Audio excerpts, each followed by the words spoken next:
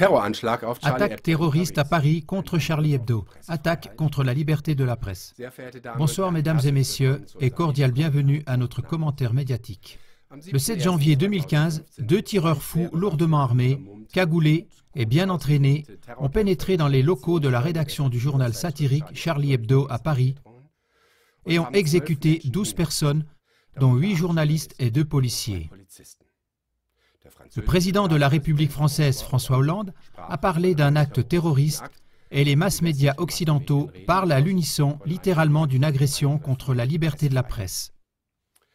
Le journal satirique Charlie Hebdo était connu pour ne connaître aucune limite lorsqu'il s'agissait d'outrager l'islam ou l'Église catholique. C'est ainsi qu'en 2006, Charlie Hebdo avait publié les caricatures danoises très controversées de Mahomet et qu'il a été en procès avec l'Église catholique un nombre innombrable de fois.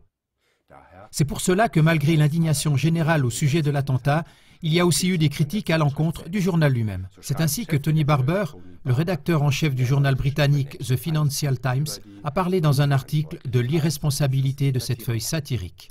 En ce qui concerne la liberté de la presse, pour laquelle nos médias s'investissent maintenant avec autant de véhémence, il semblerait que dans des situations similaires à d'autres endroits, ils ne le prennent pas autant au sérieux.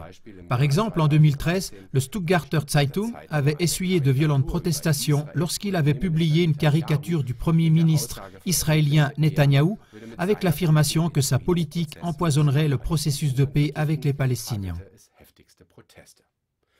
À l'époque, l'ambassade israélienne avait accusé les caricatures d'antisémitisme, ce qui avait eu pour conséquence que le Stuttgarter Zeitung s'était incliné et avait présenté ses excuses dans ses colonnes. Par contre, lorsqu'il s'agit de l'islam, nos médias ne semblent pas être aussi émotifs face au ressenti des lecteurs. Charlie Hebdo a été convié de toutes parts à continuer avec la même intensité. Malgré l'attentat terroriste, une nouvelle édition devrait sortir la semaine prochaine avec un tirage d'1 million d'exemplaires au lieu des 60 000 habituels. C'est une augmentation de tirage de 1666%. Nous ne faisons pas seulement des observations similaires sur la liberté de la presse, mais aussi sur la liberté culturelle. Qu'en est-il, par exemple, de la liberté culturelle de Günter Grass lorsqu'il a osé critiquer dans un poème la politique du gouvernement israélien? Les mêmes médias allemands qui s'investissent pour la liberté de la presse lorsqu'il s'agit de l'islam n'hésitent pas à critiquer Grass de la manière la plus abjecte et à le traiter d'antisémite. Pourquoi 2 poids 2 mesures lorsqu'il s'agit par exemple d'une autre religion ou d'un autre pays?